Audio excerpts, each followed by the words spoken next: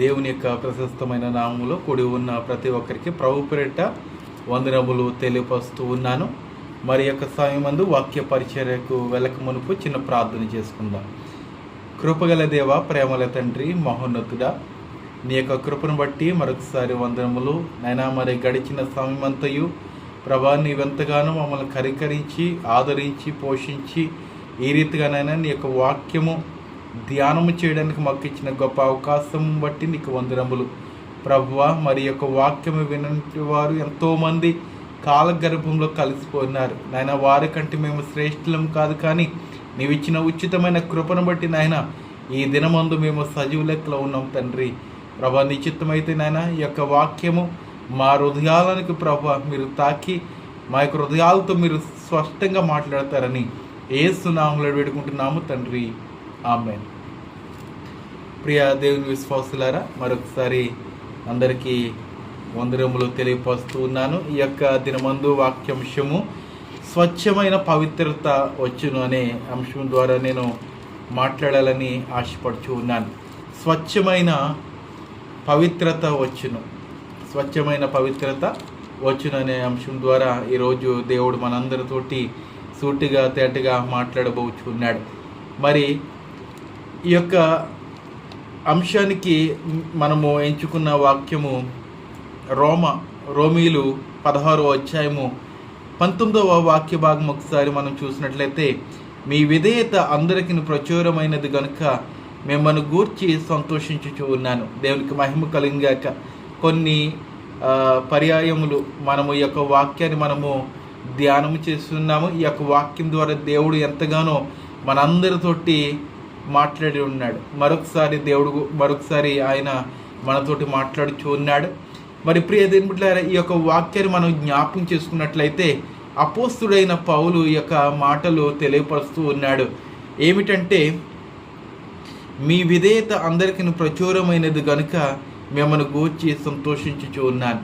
ప్రియ దేవుని బిడ్డలారా, మనం ఒకసారి ఈ యొక్క లోకపరంగా మనము చూసుకున్నట్లయితే, జ్ఞాపకం చేసుకున్నట్లయితే, మరి లోకపరమైన తండ్రి తన యొక్క కుమారుడు కానీ కుమార్తె కానీ ఒక స్థాయిలో ఉన్నప్పుడు వారి కొరకు తండ్రి కానీ తల్లి కానీ ఎంతగానో సంతోషిస్తూ ఉంటారు. ఎందుకంటే నా మాట ఈ యొక్క బిడ్డ విన్నాడు కాబట్టి, అలాగనే బాగా చదువుకున్నాడు కాబట్టి, ఇతను ఒక స్థితిలోనికి వెళ్ళి ఉన్నాడు, చక్కటి పొజిషన్లో ఉన్నాడని మరి తల్లిదండ్రులు ఎంతగానో సంతోషిస్తూ ఉంటారు. అలాగనే ఈ యొక్క అపోస్తుడైన పౌలు కూడా అక్కడ జనులందరూ తన యొక్క మాట విన్నప్పుడు, ఆ మాట ప్రకారముగా వారు జీవిస్తున్నప్పుడు అపోస్తుడైన పౌలు కూడా వారిని బట్టి ఎంతగానో సంతోషిస్తూ ఉన్నారు. కనుక ప్రియ దేవుని బిడ్డలారా, మనము ఈ యొక్క సమయంలో మరి చాలామంది ఎగ్జామ్స్ రాస్తున్నారు, 10th క్లాస్ ఎగ్జామ్స్. అయితే మరి ఒక స్కూలు 100% ఉత్తర్జత పొందుకున్నదంటే మరి అక్కడ పనిచేస్తున్న ఆ యొక్క టీచర్స్ అందరూ సంతోషిస్తూ ఉంటారు. ఎందుకని, మరి మేము బోధించిన ఆ యొక్క మరి పాఠములు వారు జ్ఞాపకం ఉంచుకుని వారు చక్కగా రాసి మరి ఈ యొక్క పాఠశాలకు వారు చక్కటి కీర్తిని తెచ్చి ఉన్నారని వారిని బట్టి మరి ఉపాధ్యాయులు సంతోషిస్తూ ఉంటారు. అలాగనే మరి సంఘ కాపరి కూడా కొన్ని విషయాల్లో సంతోషిస్తూ ఉంటారు సంఘ విశ్వాసులను బట్టి. ఏమిటంటే, మరి ఆ యొక్క సంఘ కాపరి బోధిస్తున్నప్పుడు ఆ బోధన బట్టి ప్రతి ఒక్కరు విని మరి ఆ యొక్క బోధకుడు చెప్తున్న ఆ వాక్యంలో ప్రతి దినము ధ్యానము చేస్తూ మరి ఆ తర్వాత వారంలో ఆ సేవకుడు నిన్ను కానీ అడిగి ఉన్నప్పుడు, గడిచిన వారము ఏ వాక్యము మనం బోధించుకున్నామని అడిగినప్పుడు ఒకవేళ కరెక్ట్గా నీవు ఆ యొక్క సమాధానం ఇచ్చినట్లయితే ఆ సేవకుడు చక్కగా సంతోషిస్తూ ఉంటాడు. ఎందుకంటే నా బిడ్డలు దేవుని యొక్క వాక్యంలో నిమగ్నమై ఉన్నారు, వారు వింటూ ఉన్నారని మరి ఆ యొక్క సేవకుడు ఆలోచన చేస్తూ ఉంటారు. అలాగనే అపోస్తలుడైన పౌలు కూడా మరి వీరికి బోధిస్తున్నప్పుడు, వారిని గద్దిస్తున్నప్పుడు, నెమ్మదిపరుస్తున్నప్పుడు వారు విసుగ చెందక మరి పౌలు యొక్క మాట విన్నట్లుగా మనం చూస్తూ ఉన్నాం. అలాగనే మిమ్మల్ని గూర్చి సంతోషించుచున్నాను, మీరు మేలు విషయమై జ్ఞానులుగా మనం ఉండాలి. ఇతరులకు మనం మేలు చేస్తున్నప్పుడు ఆ మేలును బట్టి మనం సంతోషించాలి. ఏమండి, ఒకవేళ మనకి ఉన్న దాంట్లో కొంత భాగము మనము వేరే వారికి ఇస్తూ ఉంటాం. ఇచ్చిన తర్వాత సనుగొనకూడదు మనము. ఏమండి, నాకు కూడా కొంతమంది సహాయం చేస్తున్నారు. సహాయం చేసిన తర్వాత వారు అన్న మాట ఏంటో తెలుసండి, వారి దగ్గర నేను అప్పుడు ఎందుకని ఇచ్చుకుని ఉన్నానా, దేవుని కొరకు నేను కనిపెట్టి ఉండొచ్చు కదా అని ఆలోచన చేస్తున్నది. ఎందుకంటే ప్రియ దేవుని బిడ్డలారా, ఎందుకు చెప్తున్నానంటే, మనం ఇచ్చినప్పుడు నేను ఇచ్చి ఉన్నాను, ఆ తర్వాత అతని దగ్గర నుంచి కొంత సహాయము నేను కోరాలి అనే ఆలోచనతోటి మనం ఇవ్వకూడదు. నాకు ధనం ఇచ్చినప్పుడు వారు అన్న మాట ఏంటంటే, చదువుకోలేని స్థితిలో ఉన్నప్పుడు ఎందుకన్నా వెళ్ళాడు అని ఒక మాట విసిరేస్తున్నారండి. ఆ మాట విన్నప్పుడు ఎంతగానో నా యొక్క హృదయము కలతపడి ఉన్నది. దేవుని యొక్క మందిరానికి ఇచ్చి ఉన్నా, అలాగనే మరి దేవుని యొక్క చదువుకుంటూ ఉన్నా మనకి ఇచ్చినా కూడా అది దేవునికి ఇచ్చినట్లే. అది మనం జ్ఞాపకం చేసుకోవాలి. ప్రియమైన బిడ్డలారా, ఇది నేను చదువుకున్నది నా యొక్క ప్రయోజనము కొరకు కాదు, నేను బంగ్లాలు కట్టుకోవాలని లేకపోతే కారులో తిరగాలని ఒక విలాసవంతమైన మరి జీవితము అనుభవించాలని కాదండి. ఇక్కడికి వచ్చిన తర్వాత ఎన్నో మర్మములు నేను తెలుసుకుని ఉన్నాను. దానియేలు గ్రంథములు కానీ, అలాగే ప్రవచనాత్మకముల వాక్యములు కానీ, ఎన్నో వాక్యములు నేను మరి ధ్యానము చేస్తున్నాను. మరి ఇక్కడికి రావడం ద్వారా నేను మరి ఆ యొక్క వాక్యములు తెలియకుండానే, ఆ యొక్క ప్రవచనములు తెలియకుండానే నేను మరణం పొందుకున్నానంటే నా యొక్క ఆత్మ ఏమండి ఎందుకు పనికిరాదండి. దేవుని కొరకు నేను నేర్చుకున్నప్పుడు ఆ యొక్క వాక్యములు కూడా ఇతరులకు బోధించే అవకాశము నాకు ఉంటుంది. ఏమండి, ఈ యొక్క నేటి దినమందు నా మీద పెట్టుచూ ఉన్న ప్రతి రూపాయి మీకు ఆశీర్వాదకరమే. దేవునికి మహిమ కలుగును గాక. మీకు ఆశీర్వాదకరము, అలాగనే మీ యొక్క బిడ్డలకు ఆశీర్వాదకరము, అలాగనే మీ యొక్క కుటుంబాలకు కూడా అది ఆశీర్వాదకరముగా ఉంటుంది. నేను చక్కగా మేలైనది నేను విత్తినట్లయితే ఎంతమంది అయితే విశ్వాసములో మరి ఉంటారో వారిని బట్టి కూడా మీకు ఆశీర్వాదము కలుగుతూ ఉంటారు. దేవుని యొక్క మందిరానికి ఇస్తూ ఉన్నాం. ఏమండి, అలాగనే ఈ యొక్క చదువులకు కూడా ఎవరైతే నేనే కాదు, ఎవరైతే చదువుకుంటూ ఉన్నారో వారికి కూడా మనం సహాయం చేస్తే అది మన యొక్క మేలే. జ్ఞానులు మరి మేలు కొరకు ఆలోచన చేయాలి. కొంతమంది అజ్ఞానులు ఉంటారండి. ఆ యొక్క అజ్ఞానులు ఏమంటారంటే, అతనికి ఇచ్చాను, నేను అతని దగ్గర నుంచి లాభము పొందుకోవాలని అనుకుంటూ ఉంటారు కదండి. చాలామంది అనుకునేవారే. 100%లో 80% మంది ఇలాగనే అనుకుంటారు. నేను అతనికి ఇచ్చాను కాబట్టి ఏదో ఒక దినమందు అతని దగ్గర నేను సహాయం కోరాలి అని అనుకుంటూ ఉంటాం. ఒకవేళ ప్రియదేని బిడ్డలారా గమనించండి, నేను అనుభవించి ఉన్నాను, ప్రత్యక్షత నేను పొందుకుని ఉన్నాను. నాకు కలిగిన దానిలో నేను ఎవరికైనా ఏదైనా ఇచ్చినట్లయితే అది సాయంత్రానికి నాకు మరలా చేరుతుందండి. అది ఎలా చేరుతుందో నాకు తెలియదు, అది మరలా నాకు చేరుతుంది. ఈ రోజున సనుగు కొనక మీరు ఇచ్చినట్లయితే దేవుడు బహుగా దీవిస్తాడు. నాకనే కాదండి, దేవునికి మందిరానికి ఇచ్చినా కూడా దేవుడు నిన్ను పట్టజాలనంత విస్తారముగా నిన్ను దీవిస్తానని వాక్యము సెలవిస్తూ ఉన్నాడు. అటువంటి విషయంలో మనము జ్ఞానులుగా ఉండాలి.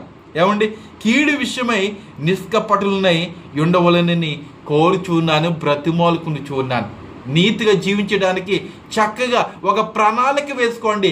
ఆ విషయంలో మిమ్మల్ని నేను బ్రతిమాలుకుని చూన్నాను. ఆ మాట ద్వారా నీకు ఆత్మ ఏమైపోతుంది? క్షీణించిపోతుంది. ఇచ్చిన తర్వాత ఎందుకని ఇచ్చాను రా బాబు అని నీవు అనుకోకూడదు. ఇచ్చిన తర్వాత అది మేలుకే నీవు ఎదురు చూడాలి. నిష్కపటులై నెమ్మది కలిగిన వారిగా మనము ఉండవలసిందిగా నేను కోరుచున్నాను. సమాధానకర్తయగు దేవుడు సాతానును మీ కాళ్ళ క్రింద శీఘ్రముగా చితక త్రొక్కుచును. మన ప్రభువైన యేసుక్రీస్తు కృప మీకు తోడై ఉండునుగాక. మనము జ్ఞానులుగా ఉన్నట్లయితే మనకి కాళ్ళ కింద ఏముంటుంది?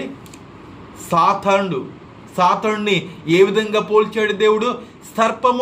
సర్పం యొక్క తలను మనము అనగదొరుకుతాము, త్రొక్కుతాం అంతే. మనల్ని ఎప్పుడు దేవుడు తోకగా చేయడు, తలగానే చేస్తాడు. కనుక ఆ నమ్మికతోటి క్రైస్తవ జీవితాన్ని మనము అనుభవించాలి. గడిచిన 2 రోజుల క్రితము ఒక పాట, చక్కనైన పాట నేను రచించి ఉన్నానండి. ఒక పల్లవి నేను పాడతాను.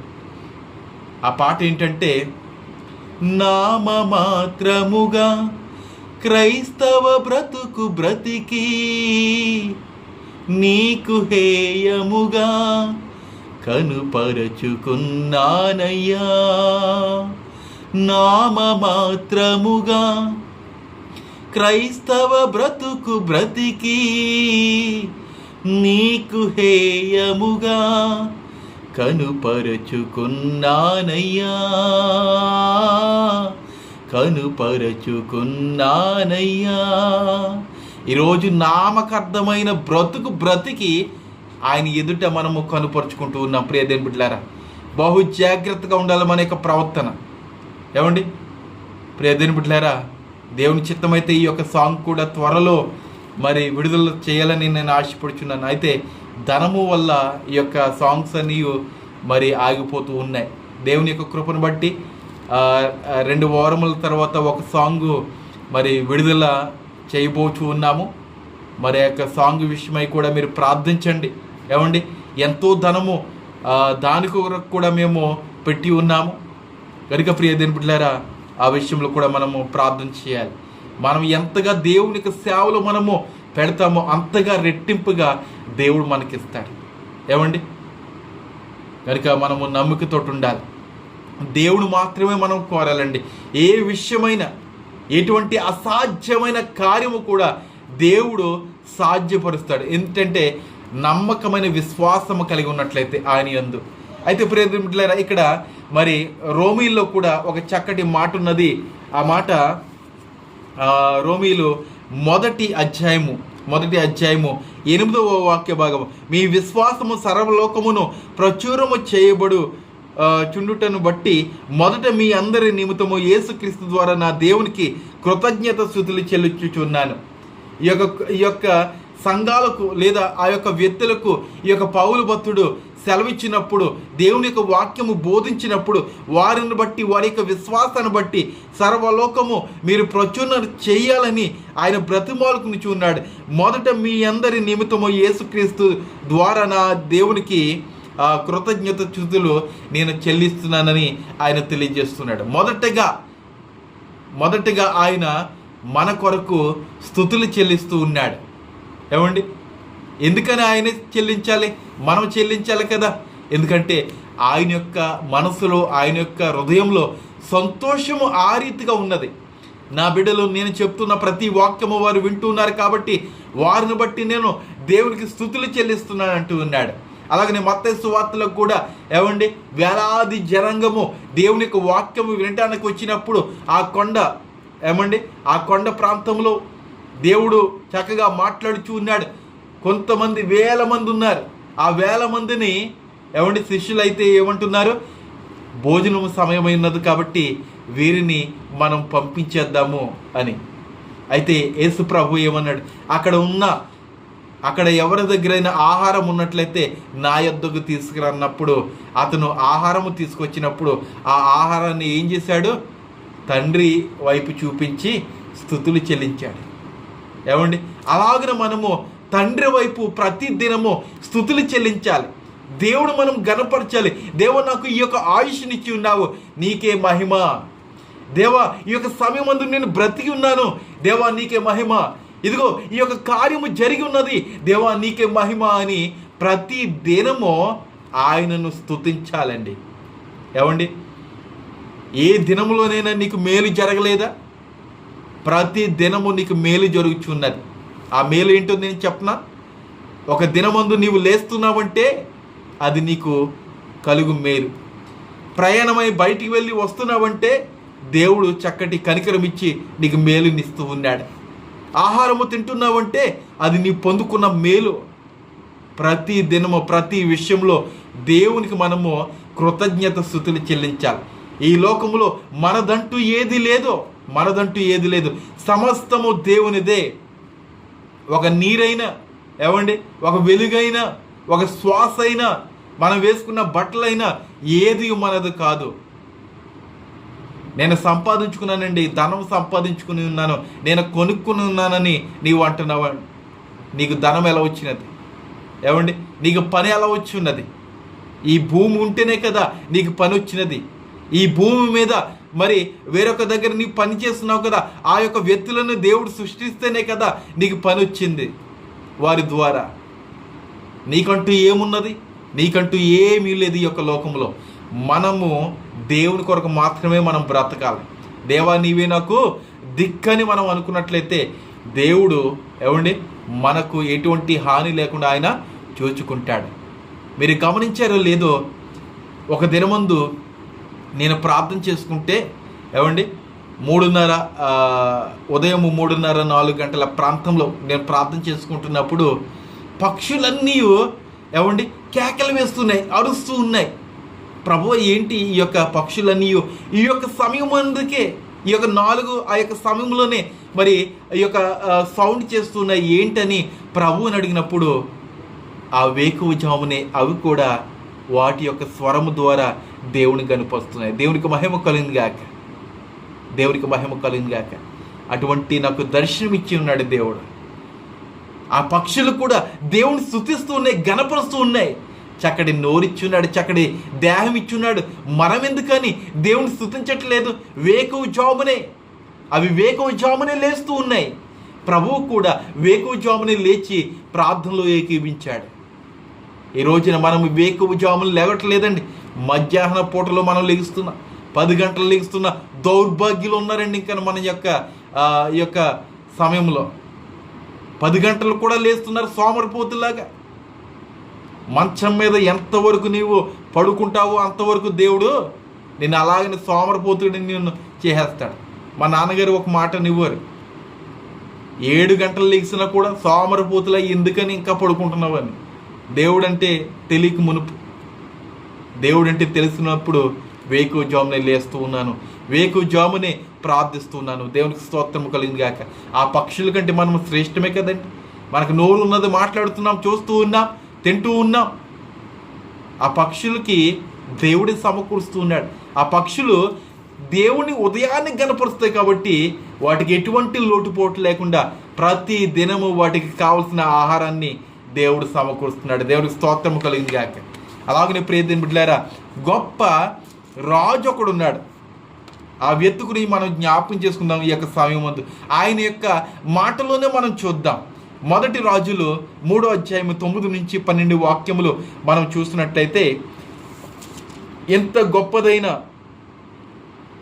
నీ జనమునకు న్యాయము తీర్చగలవాడు ఎవడో, కాబట్టి నేను మంచి చెడ్డలు వివేచించి నీ జనులకు న్యాయము తీర్చినట్లు నీ దాసుడినైన నాకు వివేకము గల హృదయము దయచేయము అని అడుగుచున్నాడు.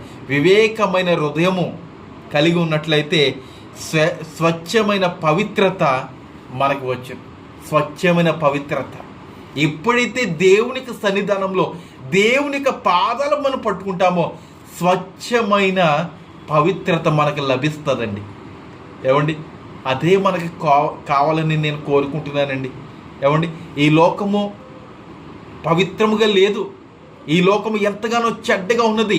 అందుకని ఆ యొక్క అపోస్తలుడైన పౌలు కూడా తెలియజేస్తున్నాడు, చెడ్డ దినాల్లో మనం బ్రతుకుతున్నాం, చెడ్డ దినాల్లో, చివరి దినాల్లో మనం బ్రతుకుతున్నాం. అందుకని సమయము సంకోచితముగా ఉన్నది కాబట్టి సమయానుకూలముగా మీరు ప్రవర్తించండి అని పౌలు భక్తుడు అడుగుతూ ఉన్నాడు. కనుక ప్రియమైన బిడ్డలారా, ఇక్కడ ఈ యొక్క మంచి చెడులు వివేచించి నీ జనులకు న్యాయము తీర్చినట్లు నీ దాసుడైన నాకు వివేకము గల హృదయము దయచేయమని ఆయన యొక్క సన్నిధానంలో బ్రతిమాలుకుంటున్నాడు. ఎవరు? సొలొమోను రాజు గారు. తండ్రికి ఎటువంటి మనసు కలిగి ఉన్నదో కుమారుడికి కూడా అటువంటి మనసే కలిగి ఉన్నది. తండ్రి ప్రతిదినము ఆయన యొక్క ఆవరణంలో గడిపినాడు. అలాగనే మరి మన యొక్క తల్లిదండ్రులకు కూడా ప్రార్థనలో ఉన్నట్లయితే బిడ్డలు కూడా ప్రార్థనలోనే ఉంటారు. తల్లిదండ్రులు దేవునికి మందిరానికి వెళ్తే బిడ్డలు కూడా మందిరానికి వస్తూ ఉంటారు. తల్లిదండ్రులు చెప్తున్న మాట ఏంటంటే, ఈ యొక్క దినాల్లో యవనస్తులకి, ఏమండి, ఈ రోజున నీవు మందిరానికి వెళ్ళు అంటూ ఉంటారు. తల్లిదండ్రుల పరిస్థితి ఏంటి? వారు వెళ్ళరు. బిడ్డలు మాత్రమో దేవునికి మందిరానికి వెళ్ళాలని వారు కోరుకుంటారు.